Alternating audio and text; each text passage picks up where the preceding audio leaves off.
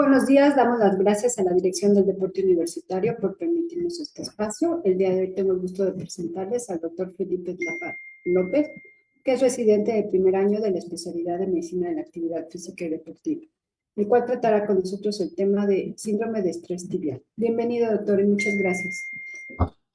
Doctora, buenos días. Muchísimas gracias por el tiempo y el espacio. A las personas que nos acompañan, también muchísimas gracias por estar aquí presentes y pues, por dedicarnos este espacio. Pues efectivamente el día de hoy vamos a hablar sobre el síndrome de estrés tibial, que pues, es una patología bastante frecuente, que se presenta con bastante regularidad dentro de los deportistas y pues como para dar un abordaje un poco básico, sin dejar de lado pues que siempre debe ser bajo el diagnóstico y el acompañamiento de un profesional de la salud. Bueno, para empezar respecto al tema, debemos aclarar que no hay como tal un consenso, una definición muy reciente como para hacernos una idea de qué es la periostitis, pero en el año 1966 el Colegio Americano de Medicina del Deporte hizo una definición sobre esta patología en la que la definía como un dolor o malestar en la pierna por correr repetidamente sobre superficies duras o por el uso excesivo y forzado de los flexores del pie. El diagnóstico debe limitarse a inflamaciones musculotendinosas que excluyan fracturas o trastornos isquémicos. Entonces, desde ese momento ha recibido diferentes nombres. Uno de ellos, pues como lo tenemos definido al día de hoy, síndrome de estrés tibial. Se ha conocido también como síndrome de estrés tibial o como periostitis, que es el nombre que más comúnmente escuchamos.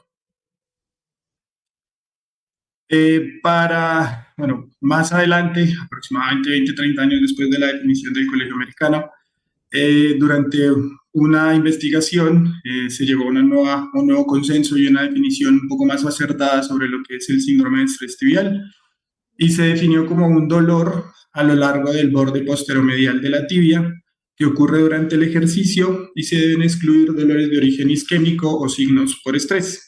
¿Sí? Y para acompañar el diagnóstico y la definición, debe existir un dolor en la palpación que debe estar presente en un área difusa de una longitud de al menos 5 centímetros sobre la superficie de la tibia, que es, pues, como lo podemos ver en la imagen, esta es la zona donde más frecuentemente refiere dolor el deportista y pues ahí es donde vamos a encontrar la definición. Bueno, ¿con qué frecuencia se presentan estas patologías? Pues principalmente los estudios se han realizado tanto en deportistas como en personal militar. La gran mayoría de los estudios son sobre todo en personas militares. Tiene una frecuencia de entre el 4 y el 35% de las lesiones en estos estudios. Es la lesión más común en los miembros inferiores dentro de los corredores, que representa entre el 13 y el 17% de las lesiones y se caracteriza porque son deportes de alto impacto. Entonces, se van a ver afectados, como ya lo dijimos, los corredores, los militares, también pueden verse afectadas las bailarines. Entonces, está, bueno, más o menos en la imagen, es muy superficial la anatomía de la pierna, pero pues como podemos ver, la tibia, la fíbula y el dolor, la zona donde se va a manifestar el dolor. Existen varias teorías que pueden justificar la presencia del dolor, la presencia de esta lesión. En el año 1950 se estableció la teoría de la tracción, que pues explica o justifica que se puede presentar la patología al realizar tracción sobre el periósteo de la tibia. Se van a ver sobre todo por acciones de los músculos sóleos del tibial posterior y del flexor largo de los dedos del pie. Entonces va a haber un aumento de la tensión de los tendones de estos músculos y esto va a generar también un aumento lineal en la tensión en la zona de inserción de estos músculos a nivel de la tibia. Existe también la teoría del remodelado óseo, entonces que pues a grandes rasgos entre osteoclastos y osteoblastos el remodelado óseo para el adecuado funcionamiento. Entonces dice que va a haber un fallo en el remodelado de estos, que es el elemento central, en el que la actividad del osteoblasto, que digamos es la célula que se encarga del metabolismo, de la eliminación de las células ya dañadas, supera a la actividad del osteoclasto, que es el que se encarga de reformar nuevamente el tejido óseo. Entonces se va a ver sobrepasada la tasa de remodelación ósea y de esa manera se puede presentar la patología. Hay factores de riesgo que nos van a definir la presencia de la patología. Entre ellos, los más comunes pues, es presentar un alto índice de masa corporal, presentar obesidad. El sexo femenino es más frecuente encontrarlo en el sexo femenino versus el masculino. La caída del navicular más de 1 centímetro, que es pues, uno de los huesos del tarso. Entonces, esto va a generar que al estar la caída se genere un mayor apoyo, un mayor impacto del pie durante la marcha y eso también va a desencadenar la patología. Que tenga historias previas de lesiones asociadas a la carrera, que el rango de movimiento esté aumentado en rotación externa y en flexión de cadera, el aumento en la pronación en el pie durante el apoyo en la carrera y también se ha visto asociado en corredores de largas distancias, aquellos que corren entre 21 y 56 kilómetros, pero lo hacen a velocidades bajas. Entonces, este es otro factor de riesgo para presentar la patología. Más o menos aquí está, bueno, los estudios en los que han encontrado cuáles son los factores de riesgo y por qué se pueden llegar a presentar. Como lo decíamos, el sexo femenino tiene más riesgo. Como tal, una causa totalmente definida no está establecida, pero se puede asociar a factores metabólicos, favores del metabolismo óseo y pues factores biomecánicos también por las variaciones en el apoyo del pie y sobre todo en las variaciones desde la cadera que presentan las mujeres. Hay factores biomecánicos estáticos, como ya lo habíamos dicho, la caída del navicular, porque también, bueno, como ya lo dijimos, va a aumentar la zona de apoyo de la planta del pie, va a generar también pues la pronación en la carrera y va a aumentar el riesgo de que se presente una fascitis plantar y también dolor en la rodilla. Tener en cuenta que cuando ya se presenta algún tipo de dolor que afecta o que se presenta principalmente en la marcha, lo que nosotros hacemos en primer lugar de una medida un poco automática es alterar la biomecánica de la marcha, ¿sí? Para evitar que esos dolores se estén presentando, pues eso va a influir en gran manera en que se esté presentando el dolor a nivel de la tibia. Hay otros factores biomecánicos, pero ya son anatómicos, entonces también la caída de la pelvis, porque va a aumentar va a variar la cinemática de la carrera y pues esto va a aumentar el valgo de rodilla, que es la rotación interna de la cadera, como lo habíamos dicho previamente, porque esto también pues, va a aumentar, va a variar la forma en la que hacemos el apoyo durante la marcha, una flexión de rodilla disminuida, que pues eso se puede evaluar también durante la cinemática de la carrera, y esto va a incrementar el estrés que se presenta, que se efectúa sobre el miembro inferior y de esa manera también.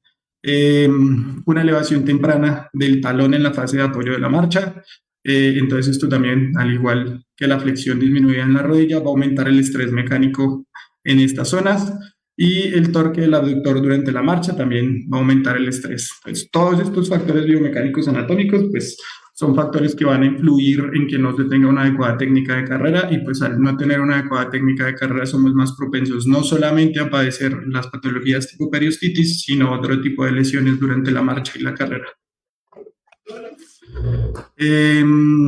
Factores que pueden estar asociados al entrenamiento o al rendimiento deportivo. Entonces, un rápido aumento de las distancias recorridas. Entonces, algunos estudios encontraron que, sobre todo en los corredores que recién están iniciando, los neófitos que aumentaron cerca del 30% de la distancia recorrida en 2 semanas o menos tienen un riesgo cercano al 60% de padecer estas patologías por sobrecargas.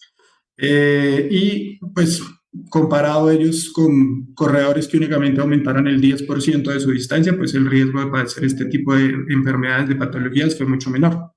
Las velocidades de carrera más lentas, como lo habíamos dicho antes, entonces por cada kilómetro por hora de aumento de velocidad, el riesgo de síndrome de estrés tibial medial disminuyó al comparar, discretamente disminuyó al comparar los 9 versus los 11 kilómetros por hora con los que realizaban la práctica deportiva. Hay factores sistémicos, obviamente la presencia de enfermedades crónicas también es un factor de riesgo a tener en cuenta. Pues por cada 2 enfermedades crónicas que presenta el corredor, pues va a aumentar el riesgo relativo de presentar la enfermedad, los síntomas de enfermedad cardiovascular o la enfermedad cardiovascular también los aumentan, enfermedades gastrointestinales, enfermedades de la vía urinaria, enfermedades psiquiátricas también y pues enfermedades respiratorias también tienen un riesgo de aumento. El índice de masa corporal, como lo habíamos expresado, obviamente va a generar un aumento de la carga mecánica y pues va a aumentar el estrés que se produce durante la carrera. Alergias, también han encontrado que las alergias crónicas, sobre todo también por el uso el manejo que se les puede dar a estos pacientes, el uso de medicamentos como los corticoides o como los antihistamínicos, también van a aumentar el riesgo de poder padecer el síndrome de estrés tibial. ¿Qué va a presentar el paciente respecto a la consulta cuando se acerca el paciente a la consulta pues para que se acerquen también a la consulta y tengan una idea? En primera medida, pues es un dolor a lo largo del borde posteromedial de la tibia, principalmente desde el tercio medio hacia el tercio distal, es decir, de la mitad hacia abajo de la pierna. Puede iniciar con la actividad temprana y va a ir disminuyendo progresivamente a medida que se realiza la actividad, pero en casos ya más graves o en casos de mayor compromiso, el dolor puede persistir durante toda la práctica de la actividad deportiva. Cuando esto ya se ha deteriorado, cuando ha avanzado, se siente hasta incluso después de que ya se ha finalizado la actividad deportiva, ¿sí? Y en el reposo, pues también se puede presentar. En casos que ya son muy graves, que no se les ha dado un manejo, pues actividades de poca provocación y actividades muy simples pueden desencadenar la sintomatología, pueden desencadenar el dolor.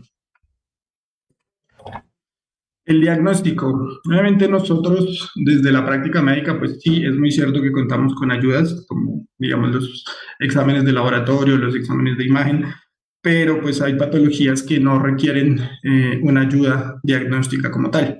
El gold estándar, la manera más adecuada, más efectiva de hacer el diagnóstico de un síndrome de estrés tibial es netamente con la clínica, ¿sí? Entonces, un adecuado examen físico, pues ejercido, realizado por un profesional de la salud, por un profesional entrenado, va a ser la manera en la que se tiene un diagnóstico correcto. Las imágenes en este caso rara vez van a estar indicadas, solamente cuando un diagnóstico no es netamente claro y pues cuando se está buscando otro tipo de diagnóstico diferencial o se quiere descartar algún tipo de lesión un poco más grave. Respecto al uso de las imágenes como tal, pues las más comunes que vamos a encontrar por lo general son las radiografías, las ultrasonografías, las resonancias, los TACs también sirven, pues obviamente son las que más usamos dentro de la práctica clínica, pero pues como vamos a ver aquí, la radiografía, por ejemplo, es útil únicamente cuando ya se cuenta con una fractura por estrés, cuando ya se ha avanzado mucho el caso clínico hasta que se ha presentado una pequeña fractura a nivel del hueso. Solamente se han presentado cambios radiográficos en pacientes con síndrome de estrés tibial, únicamente para una estadística en 4 de 46 pacientes. Eso es menos del 10% de los pacientes que han presentado la sintomatología, por lo cual pues, la radiografía no es que tenga una gran utilidad para el diagnóstico de este. La gamografía ósea tiene una sensibilidad entre el 74 y el 84% y una especificidad del 33%, es decir, pues que es bastante baja su especificidad. Esto se asocia o se dice sobre todo porque tiene alto número de hallazgos anormales en pacientes que están totalmente asintomáticos. La resonancia magnética, una sensibilidad entre el 79 y el 88% y una especificidad de por encima del 33%, muy similar a la de la gamografía ósea. Entonces, en 10 atletas asintomáticos, sin anormalidades en la resonancia nuclear magnética y pues se utiliza más que todo para poder hacer diagnósticos diferenciales con algún tipo de fractura. La tomografía axial de alta resolución, que pues tiene una diferencia muy grande con una TAC normal en que los cortes van a ser un poco más gruesos y se va a ver un poquito más definida las imágenes. Tiene una sensibilidad bastante baja del 42%, pero pues su especificidad sí es alta del 100%. Se utiliza, o el mayor hallazgo que se va a encontrar dentro del ATACAR es una osteopenia cortical con el 100% de tibias que se encuentran enfermas. En tibias sanas, pues no va a haber mayor variación. Respecto al tratamiento, es pues, como uno de los pilares que nosotros tenemos que manejar. Los estudios, sobre todo, como ya lo habíamos dicho, los estudios son principalmente en personal militar. Por ejemplo, en este estudio se evaluaron 97 marines con síndrome de estrés tibial y se dividieron en 5 grupos para poder hacer la valoración de qué tratamiento fuera mejor. El grupo 1 se le indicó no correr y aplicarse hielo 3 veces al día. El grupo 2 se le indicó lo mismo que el grupo 1 más ácido acetil salicílico, 650 miligramos cada 6 horas. El grupo 3, lo mismo más la fenilbutasona. Y el grupo 4, lo mismo que el grupo 1 y realizar estiramiento de pantorrilla durante 3 minutos 3 veces al día. y al grupo 5 se le aplicó una férula de yeso, ¿sí? Al igual pues, que el no correr. Respecto al tiempo de mejoría, pues el grupo 1 tuvo una mejoría en promedio en 6.4 días, el grupo 2 de 9.4 días, el grupo 3 7 días, el grupo 4 casi 9 días y el grupo 5 casi 11 días, casi 2 semanas. Entonces no se consideró que hubiese una diferencia estadísticamente significativa entre las variables estudiadas y pues en este caso llegaron a la conclusión de que sobre todo por el tiempo de mejoría que se presentó con el grupo con reposo y hielo, el hielo era el tratamiento inicial más efectivo para el manejo del síndrome de estrés tibial. Otro estudio en el que evaluaron a 49 cadetes en dos grupos diferentes. Había 26 cadetes en el grupo de control que se les administró un láser placebo y el otro grupo tenía 23 cadetes, que era el grupo de estudio, que recibieron un tratamiento con láser con 830 nanómetros de longitud de onda, 40 milivoltios de intensidad durante 60 segundos por centímetro que se viera afectado en la tibia. Recibieron tratamiento máximo durante 14 días o máximo cuando ya hubieran completado 6 sesiones de tratamiento. El grupo placebo encontró que al final de esos 14 días o al final de las 6 sesiones de tratamiento, el 73% de ellos, 19 de los 26 cadetes, podían regresar a su deber. Y en el grupo de estudio encontraron que el 78% podía regresar al deber. Entonces tampoco encontraron que hubiera una diferencia significativa estadísticamente hablando entre utilizar un placebo versus utilizar un láser. Este otro estudio en el que también manejaron 13 soldados, a uno de ellos, en ambos grupos se les indicó, bueno, uno tenía una ortesis en el miembro inferior y estaban comparándolo con el reposo. La ortesis estaba fabricada en un neopreno elástico con una barra de aluminio que se aplicaba directamente sobre la zona de dolor que refiriera el cadete y administraban un programa de rehabilitación idéntico, ¿sí? En el que había modificación de la actividad física y se les administraba hielo directamente sobre la zona del dolor. La ortesis presentó, pues bueno, los hallazgos que están acá comparados contra el control. Tampoco encontraron diferencia estadísticamente significativa, pero pues en este caso el no encontrar una diferencia se justificó especialmente en que la muestra era demasiado pequeña. No había como tal poder hacer una adecuada comparación entre los grupos y pues tampoco siguieron con la investigación, tampoco pudieron ampliar la muestra para ver si sí hubiese o no hubiese una diferencia para poder implementar ese tratamiento. ¿Qué dice como tal las guías? Entonces, por ejemplo, el Colegio Americano de Medicina del Deporte indica que la principal medida que debemos tomar para el tratamiento es interrumpir completamente la actividad, que lo pueda causar durante por lo menos 7 a 10 días para ver cómo se comporta. Y en casos muy severos puede llegar a presentarse esa interrupción hasta de 2 a 3 meses, 6 a 8 semanas como medida inicial, pero en casos muy severos hasta 3 meses puede haber un deterioro una detención de la actividad deportiva. Obviamente, al haber esta detención de la actividad, se puede correr el riesgo del desentrenamiento, pero se pueden instaurar otras medidas, como por ejemplo el correr en aguas profundas, nadar, el hacer bicicleta estática o el remo, sobre todo en aras de mantener los consumos de oxígeno que ya han tenido los deportistas y pues que no presenten un desacondicionamiento al estar en reposo absoluto por su patología. También existe dentro de la parte del tratamiento lo que es la terapia física. Siempre iniciar con el trabajo de fuerza para tratar la musculatura afectada, hacer un reentrenamiento de la carrera, o sea, hacer un análisis del patrón de la marcha, de la carrera. En estos análisis en especial se puede tener en cuenta qué está fallando, cómo se está entrando en las diferentes zonas que tiene, fases que tiene la marcha, si hay una adecuada elevación de la rodilla, si hay retracciones musculares, si hay un déficit en la flexión, porque pues todo eso también va a generar que la carrera sea propulsiva, que no se alcancen velocidades crucero objetivas y pues se hagan lo que hablábamos ahorita, se hagan esas carreras prolongadas a velocidades muy bajas y eso también nos va a aumentar de padecer la patología. Siempre hacer, o bueno, en la medida de lo posible, hacer un estudio biomecánica del patrón de carrera e identificar estos factores de riesgo. tener en cuenta también la ortesis y el calzado.